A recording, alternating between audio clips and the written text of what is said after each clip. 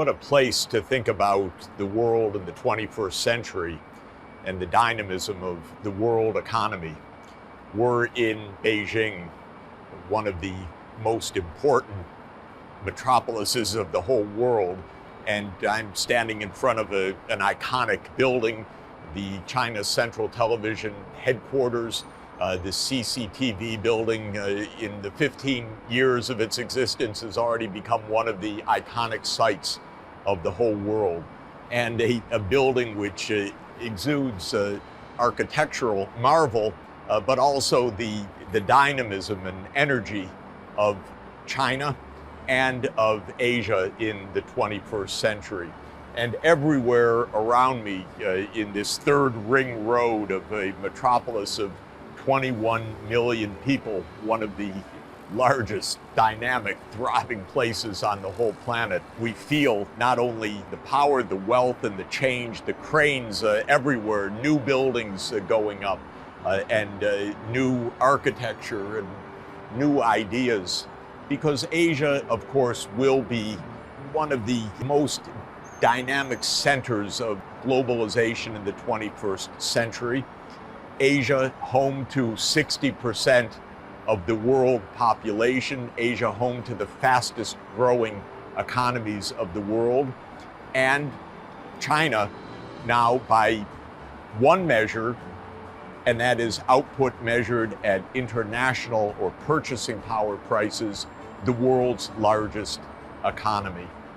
So we have a lot to tell and a lot to think about here, because we're talking about one of the centers of world civilization in the 21st century. Of course, that's nothing new for Beijing, for this capital city of China.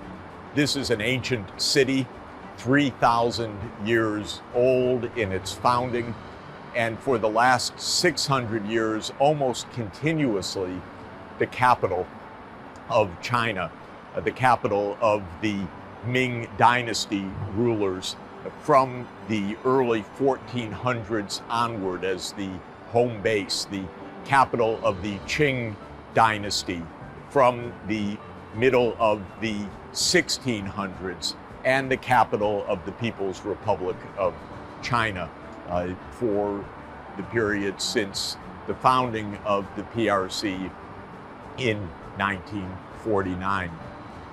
What is astounding for us in the 21st century, though, is modern day China and the experience of the last 40 years. Because during the last 40 years, China experienced an economic transformation that is essentially unprecedented in human history. In the late 1970s and early 1980s, China was a poor country. Poverty was pervasive. People lived in villages, overwhelmingly rural, in subsistence agriculture. And though the measurement of poverty, of course, depends on definitions and metrics that lead to some range of estimations, poverty in China in the late 70s and the early 1980s was perhaps 60, 70, or even 80% of the population. By 2020, that is within a span of 4 decades, extreme poverty was eliminated in this country, and China went from being a poor country to being one of the largest economies, if not the largest economy in the world by some measures, and a dynamic and rapidly expanding economy that is at the cutting edge of many of the world's leading and most important transformative technologies. That's quite a story for 40 years. And of course, it has changed the whole world and the perception of the world economy, the direction of trade, the geopolitics of the world, and the questions about the seventh age of globalization and how it will unfold. For us, it's extremely important, therefore, to understand this transformation of modern China, why it happened, and what it means for the future. And to properly understand that, as always, we have to take a step back into history, because these 40 years did not just develop out of the blue. They reflect a long, long history and the twists and turns of globalization throughout history. The fact of the matter is that Asia has been the center of the world economy, a kind of center of gravity, for most of the ages of globalization since the third or fourth age of globalization, since the age of empire, certainly of the last 2,000 years, our fourth age of globalization.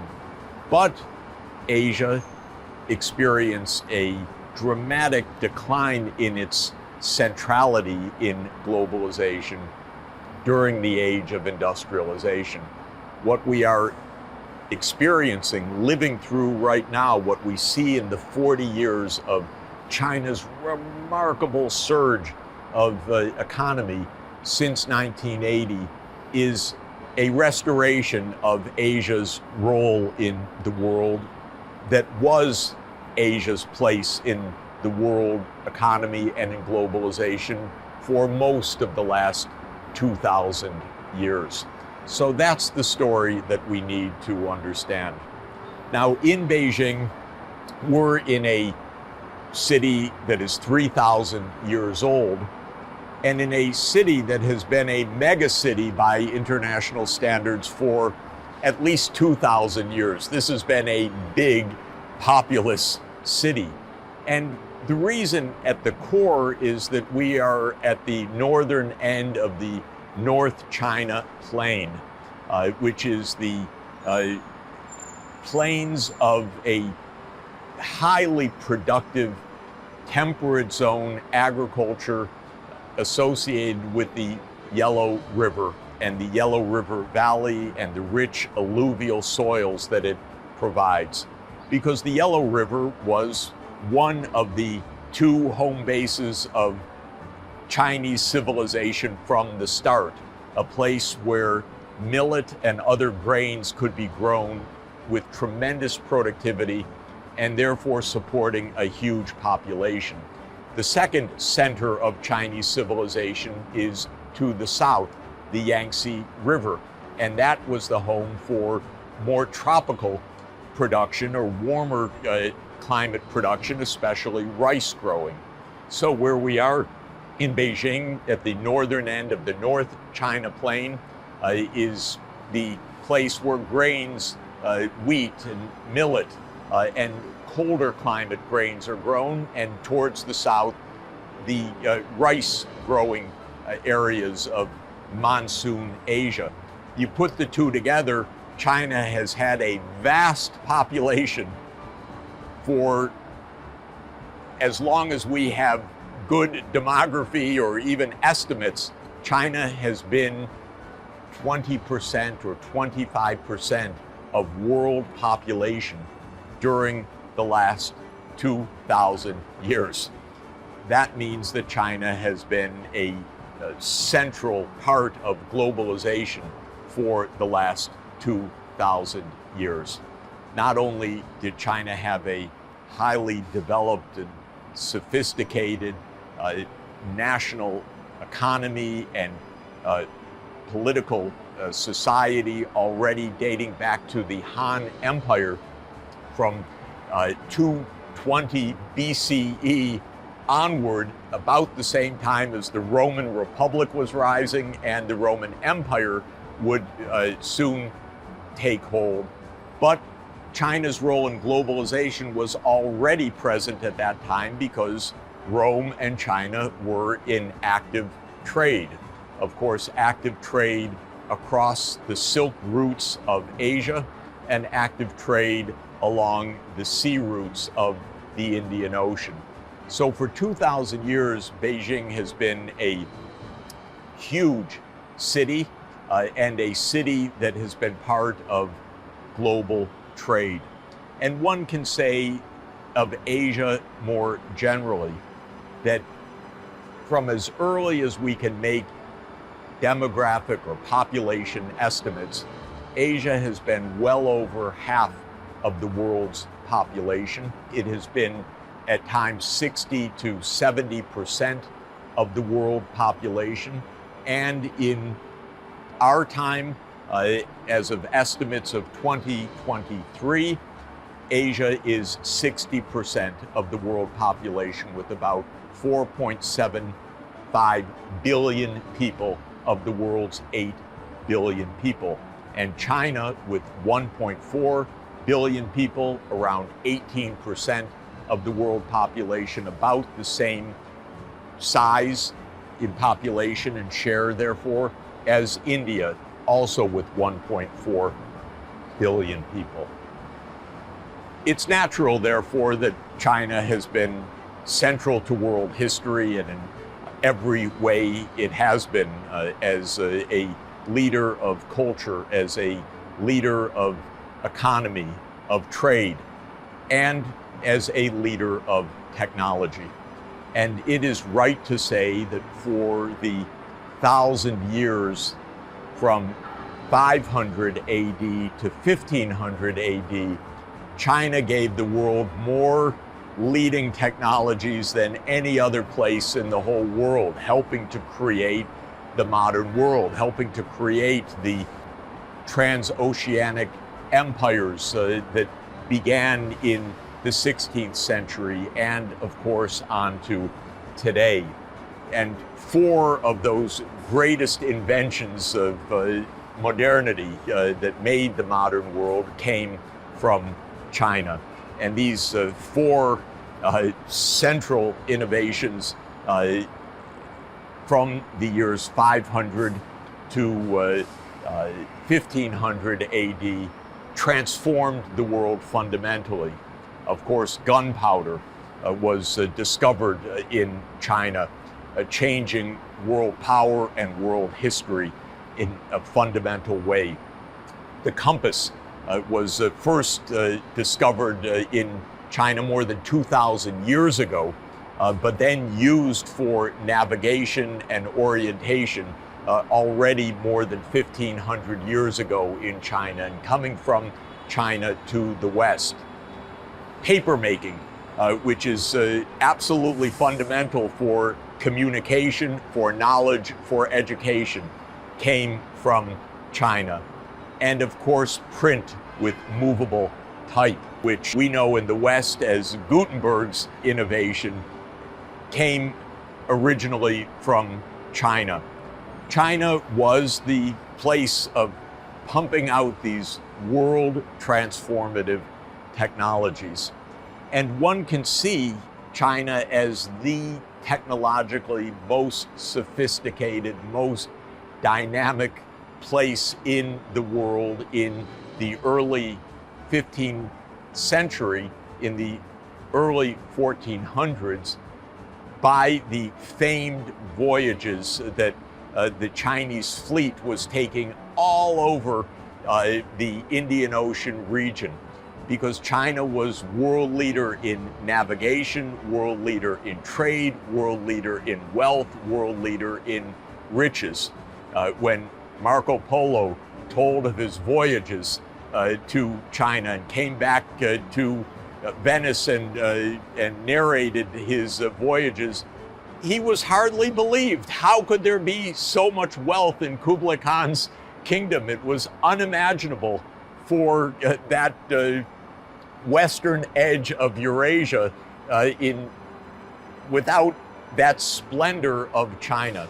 So in the early 1400s, great voyages led by the imperial admiral, Admiral Zheng He, with a huge fleet of giant vessels sailing across the Indian Ocean, reaching East Africa, Arabia, the Indian subcontinent, the island kingdoms of Southeast Asia.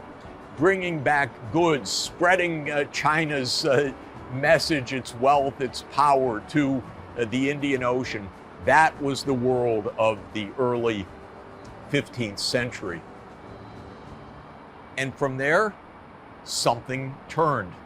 And that is the turn of history that actually brings us to the story of China today.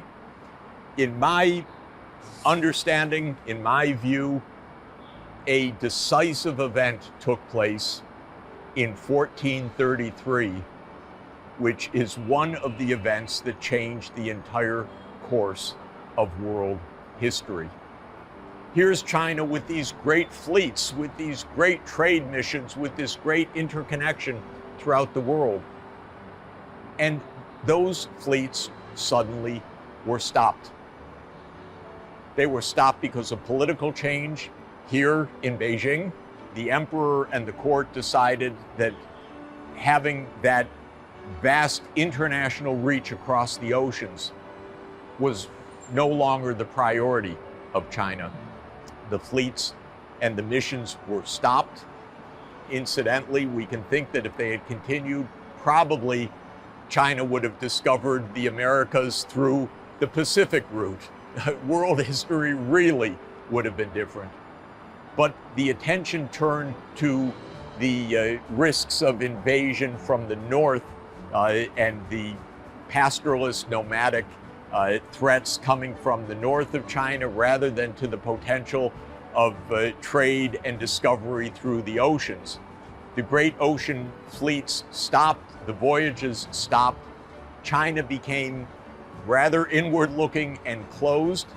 It still had international trade, but in fact, trade by private Chinese, even travel abroad, was prohibited for long stretches.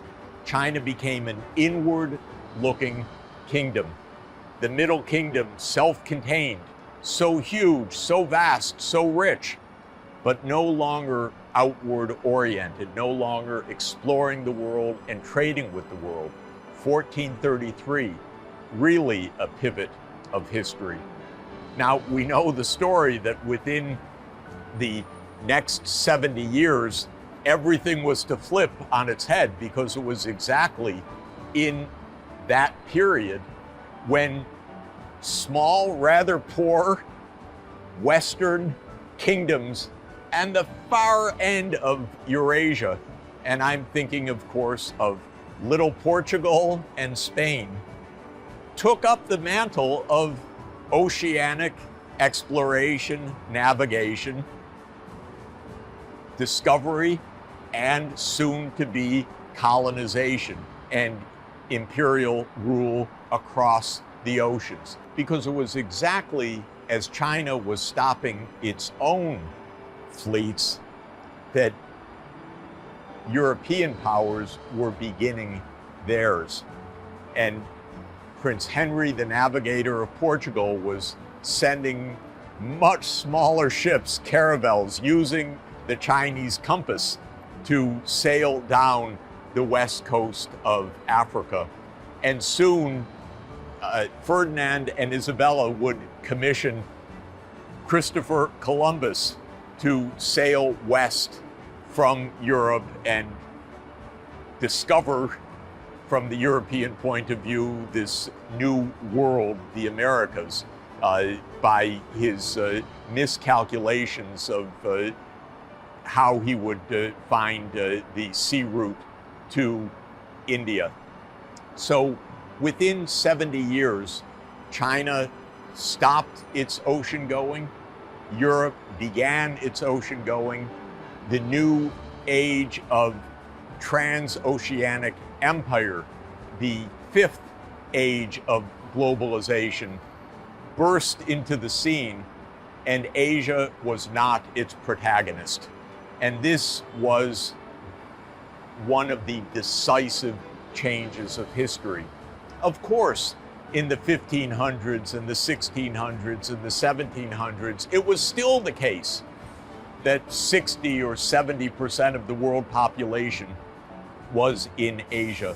It was still the case that China and India were manufacturing powers. It was still the case that Europe yearned for the porcelains and silks and other products coming from the East.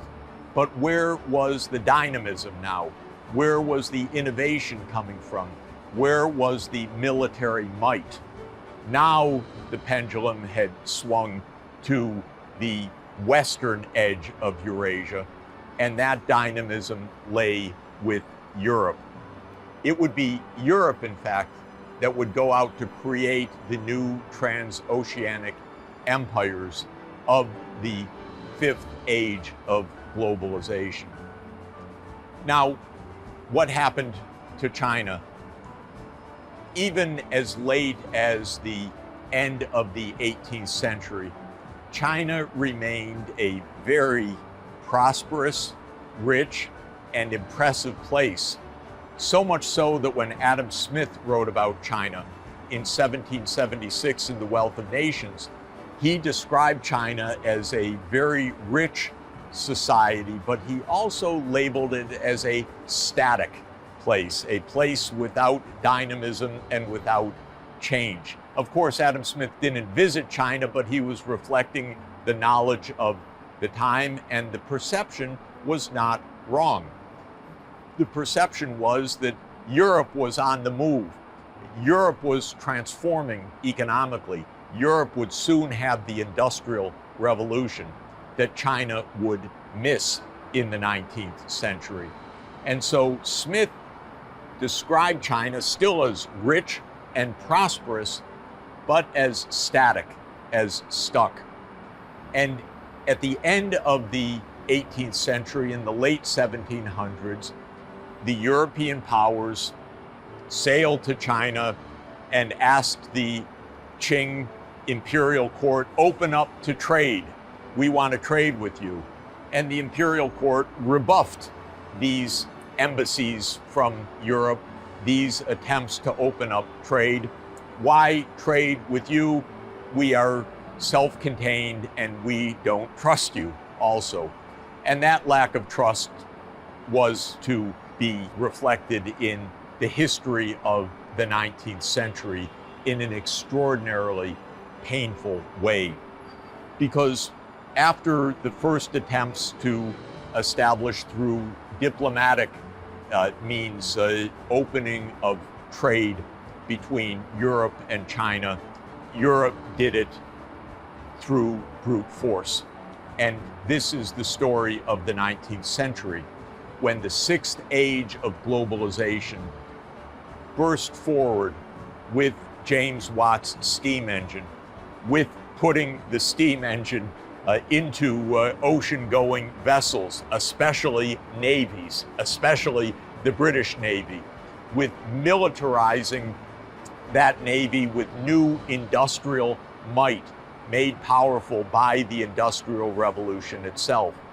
It meant that Europe, and especially Britain as the first industrializing power, now went out in the 19th century using this unprecedented industrial military force to take over much of the world. And in 1839, the British came to China and demanded that China open up trade, but not only open up trade to narcotics, to drugs, to opium. It's as if the cocaine cartel came to the United States and made the demand, you open up or we will take over. Some say that actually happens in some ways, but in fact, this happened in the most direct and astounding way in 1839, because Britain actually attacked China to force China to open up to British merchants selling opium grown in India for addicting Chinese society to opium. Nothing less than that. One of the most sordid, unprincipled, immoral wars of modern history. We know it as the first Opium War because there would be a second one.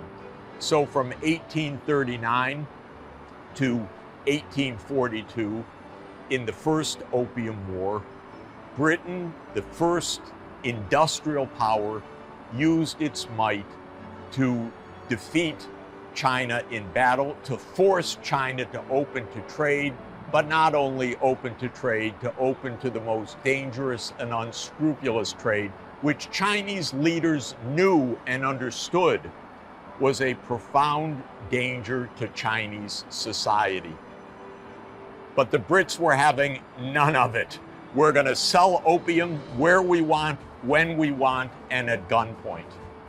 And what ensued from 1839 onward was European imperial rapacity hitting this society. In the 1850s, there was the Second Opium War, now bringing in more European imperial powers, destroying the imperial residences and temples of Beijing, telling Beijing, you are now subservient to Western imperial rule. We are the industrial powers. You are now a subservient society. And that message was amplified throughout the 19th century.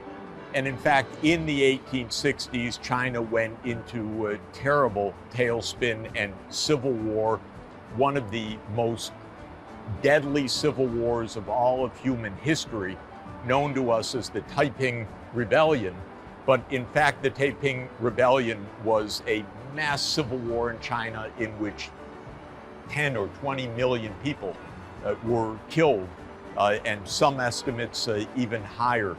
And this was triggered by the European imperial interventions in China. Worse was to come for China, because the same fleets that had shown up in China demanding an opening showed up in Edo Bay, Tokyo Bay in Japan. And Japan reacted somewhat differently from China when the European imperial powers and the US as a new imperial power showed up in Edo Bay. Japan said, we had better industrialize. We cannot militarily repulse these powerful Europeans. We had better learn their technologies. We had better learn the tricks of the industrial age. And after a political revolution in Japan in 1868, in the so-called Meiji Restoration period of Japan, Japan embarked on its own industrialization. Well, the fact of the matter is Japan became the first industrial power of Asia ahead of China. China was slower to react. China was in the midst of internal turmoil, of civil war. China was more cautious, more closed, feeling that there might be an alternative to the Western industrial path, but Japan embraced it and became an industrial power. And this only added to the woes of China, because by the end of the 19th century, Japan, much smaller in population than China, defeated China in war, in the Sino-Japanese War of 1894-95. Now China had two huge headaches, worse than headaches. China was under dire threat from the Western imperial powers, and it was under dire threat from its neighbor, Japan. And indeed, for the next 60 years, it would be one disaster after another for China, because further wars ensued, internal disarray ensued, an attempt to create a new Republic of China took place between 1910 and 1912 with the revolution that overthrew the last of the imperial dynasties, the Qing dynasty, and a Chinese republic was established. But it proved to be unstable, it proved to be weak, it proved to be vulnerable to internal fragmentation and civil war, and it proved to be unable to defend China against the further incursions from outside, especially from Japan. And all of that turmoil meant very deep political instability in China, the formation of the Communist Party of China in the early 1920s, a huge anti-Western revulsion, perfectly understandable, but exacerbated by very harsh terms that ended World War I and the Versailles Treaty that gave claims to Japan over traditional Chinese territory. And so the 1920s was more instability and civil war, and the 1930s brought an invasion by Japan. Then the War of the Pacific, the World War II theater in Asia, bloodshed, and the horrors of war in China, the end of World War II in 1945, and a continuing civil war in China until 1949. Now, I relate all of this in some detail to emphasize that the years between 1839 and 1949 was a period of unbelievable turmoil, unbelievable bloodshed, and of course, economic collapse. So that by 1949, with the formation of the People's Republic of China, China was an impoverished country. China, which had been the center of world globalization, which had been the engine of technological innovation, home to a quarter of humanity, a world leader in every area of technology, economy, navigation, exploration, culture. China was an impoverished country that had gone through more than 1 century of repeated invasion from outside, bloody civil war internally, and therefore dire conditions at the time of the founding of the People's Republic. And there was more turmoil to come. The Korean War, the formation of the new state, the very complicated history of the People's Republic of China in the 1950s, and then the Cultural Revolution of the 1960s and up to the middle of the 1970s. So by 1978,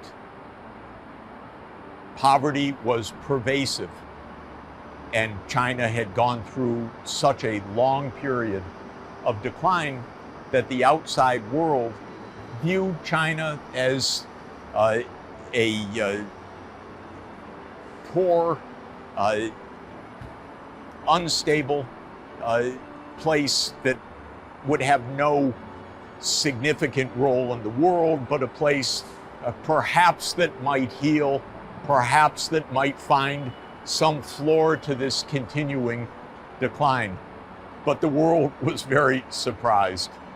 And this is the story of the recent 40 years that brings us to this great CCTV headquarters.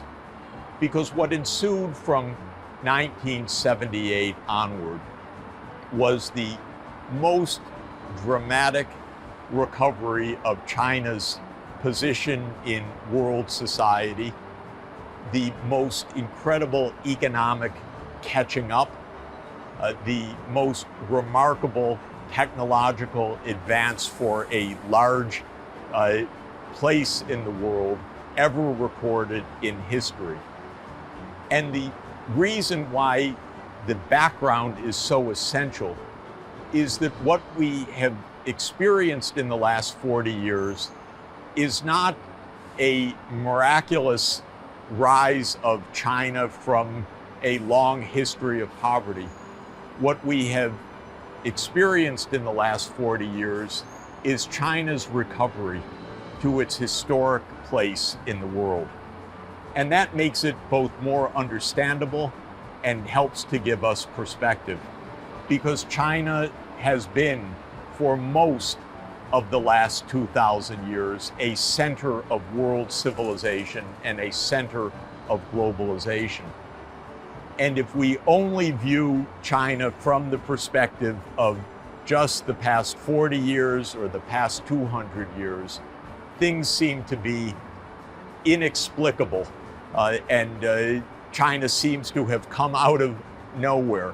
And if we view the world as, unfortunately, it is widely viewed that the world is naturally a world led by the West, led by Europe and the United States, which was the kind of world experienced in the sixth age of globalization, the industrial age, when indeed the West, so-called, meaning the North Atlantic region of Western Europe and the United States, were the first industrializing powers, and Japan was the only exception to that, the only Asian industrial power. Then we misunderstand what is happening in Asia today. If we say that there's a Western-led world and something anomalous is happening, we miss the 2,000 years of history in which Asia was the center of gravity of the global population, a center of global technology, innovation, science, culture, and the arts, and that for a brief period of time, the North Atlantic countries came to dominate because of their early industrialization and the military advantages that it gave. But now that is being rebalanced once again in a perfectly natural and desirable way, in which all parts of the world are again sharing in the potential benefits of technology, and in which technology is not to the advantage of a small corner of the world that comes to dominate the rest through military power, but in which technology can be used now globally, and indeed is being used globally. So that brings us to modern China.